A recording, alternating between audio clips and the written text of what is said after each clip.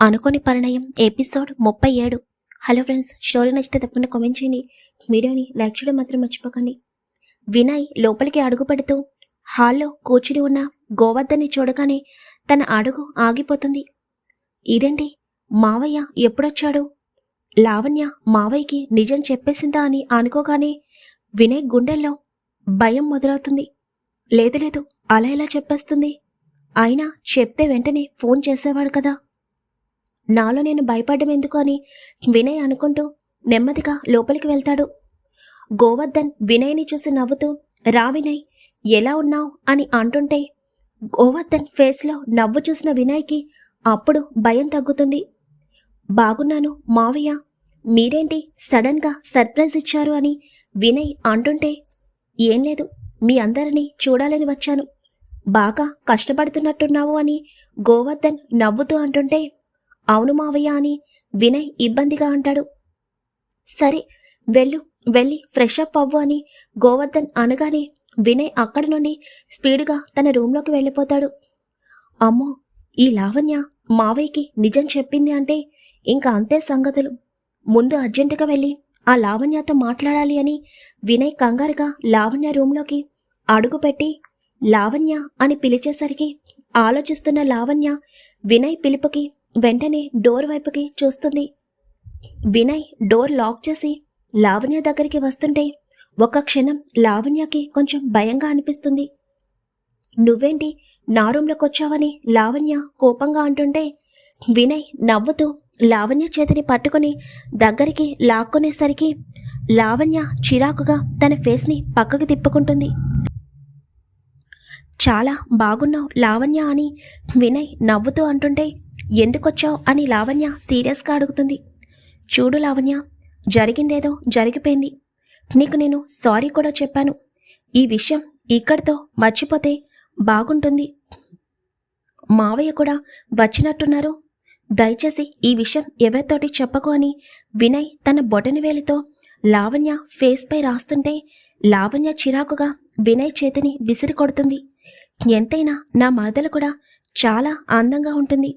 Morning చూశాను కదా అని వినయ్ నవ్వుతూ అంటుంటే లావణ్యకి చాలా అసహ్యంగా అనిపిస్తుంది. లావణ్య కోపంగా వినయ్ని తోసేసి తనకి దూరం జరిగి, ఏంటి, నీ గురించి నిజం చెప్తాను అని నా దగ్గర పిచ్చి పిచ్చి వేషాలు వేస్తున్నావా? నువ్వు ఏం చేసినా కూడా నిజం అనేది తప్పకుండా బయటపడుతుంది. ఆ నిజం బయటపడకుండా ఉండాలి అంటే నేను చెప్పినట్టు చెయ్యాలి అని లావణ్య సీరియస్గా అనేసరికి, ఇదిగో మళ్ళీ నువ్వు పెళ్ళి అని స్టార్ట్ చేయకు, నాకు అలాంటివి అస్సలు నచ్చవు అని వినయ్ బెడ్పై కూర్చుని అనగానే, నీకు నేను 10 days మాత్రమే టైం ఇస్తున్నాను వినయ్.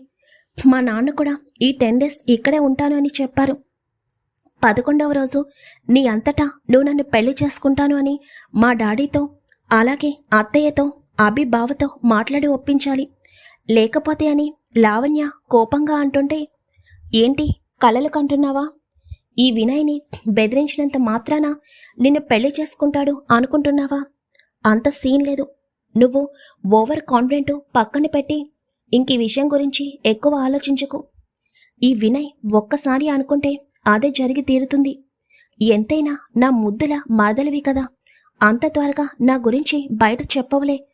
చెప్పినా అప్పుడు ఏం చేయాలో నాకు బాగా తెలుసు అని వినయ్ నవ్వుతూ ఆ రూమ్లో నుండి బయటకు వెళ్ళిపోయేసరికి లావణ్య చాలా కోపంగా వెళ్తున్న వినయ్ వైపు చూస్తూ, ఈ లావణ్య కూడా అనుకున్నది తప్పకుండా సాధిస్తుంది.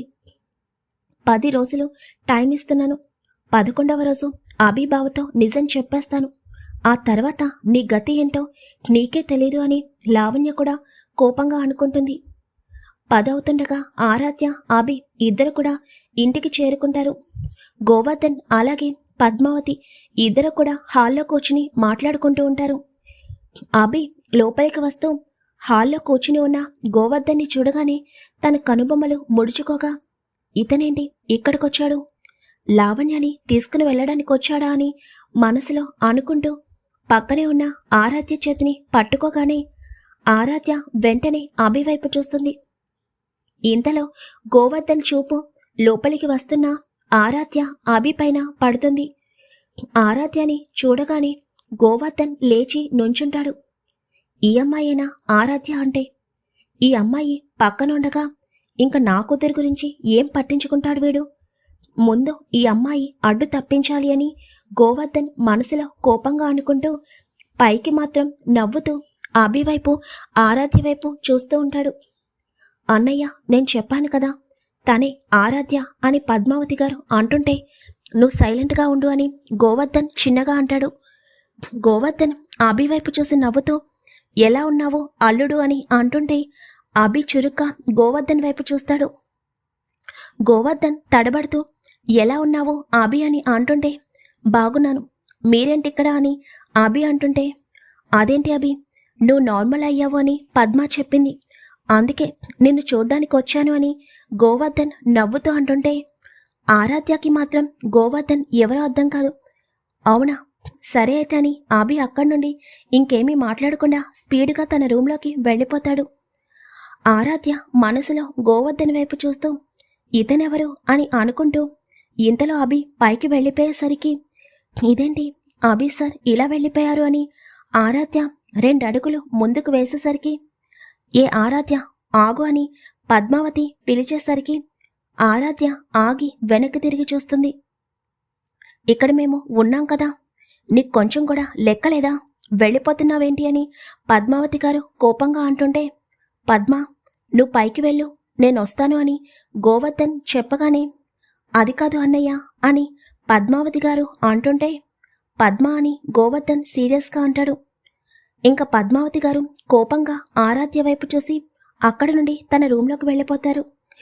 గోవర్ధన్ ఆరాధ్య వైపు చూసి నవ్వుతూ నా పేరు గోవర్ధన్, లావణ్య వాళ్ళ నాన్నని అని చెప్పగానే ఆరాధ్య వెంటనే నమస్కారం అంకుల్ అని అంటుంది. పర్వాలేదు, చూడటానికి చక్కగాను అలాగే చాలా పద్ధతిగాను ఉన్నావు అని గోవర్ధన్ చిన్నగా నవ్వుతూ అంటుంటే ఆరాధ్య మౌనంగా నుంచునుంటుంది. అవును, నువ్వు అభికి కేర్ టేకర్గా ఇంట్లోకొచ్చావంట కదా, నీ పని అయిపోయినట్టుంది, ఇంకా ఇక్కడ ఏం చేస్తున్నావు, ఎప్పుడు వెళ్తున్నావు అని గోవర్ధన్ అడుగుతుంటే ఆరాధ్యకి ఏం చెప్పాలో అర్థం కాదు.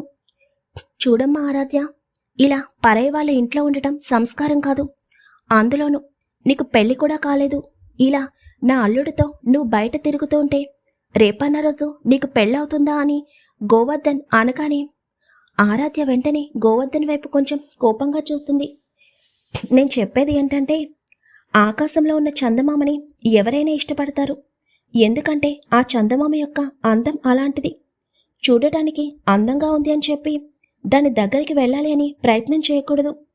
అలా చందమామ దగ్గరికి వెళ్ళాలి అంటే ఎన్నో ఆటంకాలు అడ్డంకులు ఎదురవుతూ ఉంటాయి, ఒక్కొక్కసారి ప్రాణాలు కూడా కోల్పోవాల్సి వస్తుంది. అంత రిస్క్ చేసి ఆ చందమామని అందుకోవడం అవసరమా చెప్పు అని గోవర్ధన్ అంటుంటే గోవర్ధన్ ఎవరి గురించి మాట్లాడుతున్నాడో ఆరాధ్యకి క్లియర్గా అర్థమవుతుంది. ఆరాధ్య చిరాకుగా గోవర్ధన్ వైపు చూస్తుంటే సో నేను చెప్పేదేంటంటే భూమిపైన ఉన్నవాళ్ళు భూమి మీద తిరగడానికి మాత్రమే సరిపోతారు, అంతేకాని ఆకాశానికి నిచ్చెన వేయాలని చూడకూడదు. నేను చెప్పింది నీకు క్లియర్గా అర్థమైంది అని నాకు అనిపిస్తుంది. ఇంకొక విషయం ఏంటంటే కొన్ని రోజుల్లో నా కూతురు లావణ్యకి అలాగే నా అల్లుడు అభికి పెళ్లి కూడా జరుగుతుంది అని గోవర్ధన్ అంటుంటే ఆరాధ్య ఆశ్చర్యంగా గోవర్ధన్ వైపు చూస్తుంది. ఏంటి, నమ్మడం లేదా? ఇప్పుడేదో నా అల్లుడు నీ వెనుక తిరుగుతున్నాడు అని నిన్ను ఈ ఇంటికి మహారాణిని చేస్తాడని అనుకుంటున్నావా అని గోవర్ధన్ కోపంగా అనేసరికి ఆరాధ్యకి గోవర్ధన్ మాటలు చాలా చిరాకును పుట్టిస్తాయి. ఎవరిని ఎక్కడ ఉంచాలో నా అల్లుడికి బాగా తెలుసు, అది తెలుసుకుని నువ్వు ఎంత త్వరగా ఈ ఇంట్లో నుండి బయటకు వెళ్ళిపోతే అంత మంచిది. నీ అంతటి నువ్వు వెళ్ళిపోతే ఇంకా బాగుంటుంది, లేకపోతే ఎవరిని ఎక్కడ పెట్టాలో ఈ గోవర్ధన్కి బాగా తెలుసు. ఇంకా నా కూతుర్ని పెళ్లి చేసుకోవడానికి నా అల్లుడిని ఒప్పించడం అంటావా? అదంతా నేను చూసుకుంటాను అని గోవర్ధన్ చెప్తుంటే ఆరాధ్య హ్యాండ్స్ ఫోల్డ్ చేసుకుని గోవర్ధన్ వైపు చూస్తూ అవునా అంకుల్, పాపం ఇందాకటి నుండి మాట్లాడి మీ గొంతు ఆరిపోయి ఉన్నట్టుంది, వెళ్ళి చల్లగా కూల్ డ్రింక్ ఏమన్నా తీసుకుని రమ్మంటారా? ఇక్కడే మీకు బెడ్ ఏర్పాటు చేయమంటారా? ఎందుకంటే పాపం కలలు కంటున్నారు కదా, నుంచుని కలలు కండం కంటే పడుకుని కలల కంటే ఇంకా బాగుంటుంది కదా. అందుకే మీరు మీ రూమ్లోకి కూడా వెళ్లకుండా చక్కగా మీకు ఇక్కడే ఒక మంచి బెడ్ ఏర్పాటు చేస్తాను. కూల్ డ్రింక్ తాగి హాయిగా పడుకుని అప్పుడు జరగని వాటి గురించి కలలు కంటూ కూర్చోండి. ఏమంటారు అంకుల్? నేను ఇంట్లో నుండి వెళ్ళిపోవాలా? ఎవరు ఇంట్లో నుండి వెళ్ళిపోతారు, ఎవరి ఇంట్లో ఉంటారు ఇంకొన్ని రోజుల్లో మీకే క్లియర్గా అర్థమవుతుంది. నన్ను అభి ఇంటికి మహారాణిని త్వరలో చేయడమేంటి, ఆల్రెడీ చేసేశాడు కూడా. ఆ విషయం మీకు ఇంకా అర్థం కావడం లేదు అని ఆరాధ్య చిన్నగా నవ్వుతుంటే, ఆరాధ్య అని గోవర్ధన్ చిన్నగా అన్నా చాలా గంభీరంగా అంటాడు. లావణ్యాని అభికిచ్చి పెళ్లి చేయాలని చాలా ఆరాటపడుతున్నారు. అవి ఎప్పటికీ జరగవు. అనవసరంగా అభిపై ఆశలు పెట్టుకోకండి. మంచిగా లావణ్యాని ఇంకొక అబ్బాయికిచ్చి పెళ్లి చేయండి. అది అందరికీ మంచిది. లేదు అభి కోపాన్ని చూస్తాను అంటారా? మీ ఇష్టం, మీ సరదా, నేనెందుకు కాదంటాను అని ఆరాధ్య చిన్నగా నవ్వుతూ అంటుంటే, గోవర్ధన్ తన చేతి పిడికిలి బిగించి ఆరాధ్య వైపు కోపంగా చూస్తూ ఉంటాడు. ఇంతలో పైనుండి అభి తన రూమ్లో నుండి బయటకొచ్చి, నువ్వేంటి పైకి రాకుండా కింద ఏం మాట్లాడుతున్నావు అని సీరియస్గా అంటుంటే, ఏమీ లేదు అభి గారు, మీ మావయ్యకి చల్లటి కూల్ డ్రింక్ కావాలి అంట, అందుకే మాట్లాడుతున్నారు, వస్తున్నాను అని చెప్పి ఆరాధ్య నవ్వుతూ గోవర్ధన్ వైపు చూసి అక్కడుండి స్టెప్స్ మీదుగా అభి రూమ్లోకి వెళ్ళిపోతుంది. ఎంత ధైర్యం! పద్మ చెప్తే ఏంటో అనుకున్నాను. ఈ అమ్మాయికి చాలా పొగరుంది. తప్పకుండా ఈ అమ్మాయి పొగరు అనుస్తాను అని గోవర్ధన్ కోపంగా అనుకుంటాడు. అభి రూమ్లోకి వెళ్ళిన తర్వాత ఆరాధ్య వైపు చూస్తూ, అతనితో నీకు మాటలేంటి? మొన్న చెప్పాను కదా, ఆ గోవర్ధన్ అంటేనే నాకు ఇష్టం ఉండదు అని. అతనికి ఎంత దూరంగా ఉంటే అంత మంచిది అని అభి కోపంగా అంటుంటే, అలాగే అభి గారు అని ఆరాధ్య చిన్నగా నవ్వుతుంది. అతని పేరు వింటేనే అభి చిరాకు పడుతున్నాడు. అలాంటిది అతని కూతుర్ని పెళ్లి చేసుకుంటాడా? అభి నా మెడలో తాళి కట్టిన విషయం ఈ గోవర్ధన్కి తెలిస్తే ఏమైపోతాడో ఏంటో. పైగా నన్ను బెదిరిస్తున్నాడు. ఆ పద్మావతి గారికి అన్నయ్య అంటే ఏంటో అనుకున్నాను, కానీ ఇతను చాలా డేంజర్. నేనే కాదు, అభి కూడా ఇతని దగ్గర జాగ్రత్తగా ఉండాలి అని ఆరాధ్య మనసులో అనుకుంటుంది. ఇంకా అభి, ఆరాధ్య నెక్స్ట్ డే మార్నింగ్ ఆఫీస్కి స్టార్ట్ అవుతారు. ఒక పక్క కార్తీక్, ఆరాధ్య ఇద్దరు కూడా ప్రాజెక్ట్ గురించి చూసుకుంటూ ఉంటే, మరోపక్క అభి ముంబైలో వేయవలసిన టెండర్ గురించి ప్రెజెంటేషన్ ప్రిపేర్ చేస్తూ ఉంటాడు. ఇంకా లావణ్య తనకి టైం ఇచ్చినా కూడా తన గురించి లావణ్య ఎవరికి చెప్పదు అన్న ధీమాతో వినయ్ ఆఫీస్ వర్క్లో మునిగిపోతాడు. మరోపక్క గోవర్ధన్ ఆరాధ్యని ఇంట్లో నుండి ఎలా బయటకు పంపించాలి, దానికన్నా ముందు అభి మనసులో ఆరాధ్యపై ఎలా విషం నింపాలి అన్న ఆలోచనలు చేస్తూ ఉంటాడు. ప్రియాకి ఎగ్జామ్స్ దగ్గర పడటంతో తన ప్రిపరేషన్లో ఇన్వాల్వ్ అవుతుంది. ఇలా వారం రోజులు గడిచిపోతాయి. ఈ వారం రోజుల్లో అభి టెండర్కి సంబంధించిన ప్రెజెంటేషన్ అనేది ప్రిపేర్ చేయడం కూడా కంప్లీట్ అవుతుంది. ఇంకొక రోజు నైటు అభి చంద్రశేఖర్ గారి వైపు చూస్తూ, డాడీ చెప్పాను కదా, రేపు ముంబైలో మెగా ప్రాజెక్ట్కి సంబంధించిన ఈవెంట్ జరుగుతుంది అని. నేను ఆరాధ్య స్టార్ట్ అవుతున్నామని చెప్పగానే, అలాగే అభి, ఇద్దరు జాగ్రత్తగా వెళ్ళిరండి అని చంద్రశేఖర్ గారు చెప్తారు. గోవర్ధన్, పద్మావతి ఇద్దరు కూడా పైనుండి వీళ్ళిద్దరిని చూస్తూ ఉంటారు. ఏంటన్నయ్య, చివరికి ఆ అభి దానిని ముంబైకి కూడా తీసుకుని వెళ్తున్నాడు అని కోపంగా అంటుంటే, నువ్వేమీ కంగారు పడకు, ఇక్కడికి వచ్చిన తర్వాత నేను ఒక మంచి ప్లాన్ ఆలోచించాను. పాపం 2 రోజులు ఎంజాయ్ చేసి రాని అని గోవర్ధన్ నవ్వుతూ అంటుంటే, అంతేనంటావా అని పద్మావతి గారు చిన్నగా అంటారు. మరోపక్క ఆరాధ్య అభితో కలిసి ముంబైకి వెళ్తుంది అంటే వినయ్కి చాలా కోపంగా అనిపిస్తుంది. లాభం లేదు, రోజురోజుకి ఈ అన్నయ్య ఈ ఆరాధ్యపై మరీ ఎక్కువ ఇష్టం పెంచుకుంటున్నాడు. వచ్చిన తర్వాత ముందు ఈ ఆరాధ్యని నా సొంతం చేసుకోవాలి అని వినయ్ మనసులో కోపంగా అనుకుంటాడు. లావణ్య ఆరాధ్య వైపు చూస్తూ, ఇక్కడుంటే ఈ రాక్షసుడు నిన్ను ఏదో ఒకటి చేయడానికి తప్పకుండా ఏదో ఒక ప్లాన్ చేస్తాడు. నువ్వు బావతో వెళ్ళడమే కరెక్ట్ ఆరాధ్య అని మనసులో అనుకుంటుంది. అభి, ఆరాధ్య ఇద్దరు కూడా అక్కడి నుండి కార్తీక్ వాళ్ళ ఇంటికి వెళ్తారు. ఆరాధ్య ప్రియా వైపు చూస్తూ, 2 డేస్లో వచ్చేస్తాను, జాగ్రత్తగా ఉండవని చెప్పగానే ప్రియా సరే అని అంటుంది. అభి కార్తీక్ వైపు చూస్తూ, అంజలి గారు, ప్రియా జాగ్రత్త కార్తీక్, అలాగే ఆఫీస్ కూడా చూసుకొని చెప్పగానే తప్పకుండా రా. ఈ ప్రాజెక్టు మన కంపెనీకి వస్తుంది. నీపై నాకు పూర్తి నమ్మకం ఉంది అని కార్తీక్ చిన్నగా నవ్వగానే ఇంకిద్దరు కూడా అంజలి గారిని చూసి ఎయిర్పోర్ట్కి స్టార్ట్ అవుతారు. ఎయిర్పోర్ట్లో అడుగు పెట్టగానే ఆరాధ్య వెంటనే ఆబీ చేతిని గట్టిగా పట్టుకుంటుంది. ఆబీకి అర్థం కాక ఏమైంది అని అడుగుతుంటే, నేను ఇప్పటి వరకు ఒక్కసారి కూడా ఫ్లైట్ ఎక్కలేదు ఆబీ గారు అని ఆరాధ్య భయంగా అంటుంటే, అవునా అని ఆబీ ఆశ్చర్యంగా చూస్తాడు. అవును, కొంచెం టెన్షన్గా ఉంది అని ఆరాధ్య చిన్నగా అంటుంటే, నేనున్నాను కదా, ఇంక టెన్షన్ ఎందుకు, పదా అని చెప్పి ఆబీ ఆరాధ్య చేతిని పట్టుకుని ఫ్లైట్ ఎక్కుతాడు. అయినా ఆరాధ్యకి భయంగానే అనిపిస్తుంది. ఆరాధ్య భయపడుతుంది అని ఆబీకి అర్థమవుతుంటే, ఆబీ తన బ్యాగ్ తీసి ఏదో వెతుకుతున్నట్టు అనిపిస్తుంటే ఆరాధ్య ఆబీ వైపు చూస్తూ, ఏమైంది ఆబీ గారు అని కంగారుగా అంటుంది. ఆరాధ్య, రేపు మార్నింగ్ ఇవ్వాల్సిన ప్రెజెంటేషన్ పెన్ డ్రైవ్ ఇంట్లోనే మర్చిపోయినట్టున్నాను, కనిపించడం లేదు అని ఆబీ కంగారుగా అంటుంటే ఆరాధ్య గుండెల్లో ఒక్కసారిగా పిడుగుపడినట్టు అనిపిస్తుంది.